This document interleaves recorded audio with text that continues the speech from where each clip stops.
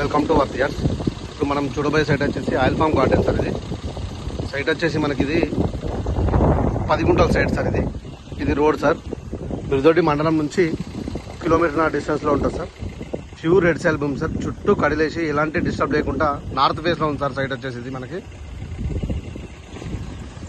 ఇక్కడ కూడా మనకి ఒక గెస్ట్ హౌస్ కూడా ఉంటాయి సార్. ఇవన్నీ పక్క ఈ సిటీ వాళ్ళే సార్. వెనక మ్యాంగో గార్డెన్ ఉంటుంది. ఇటు సైడ్ ఒక గెస్ట్ హౌస్ ఉంటుంది సార్.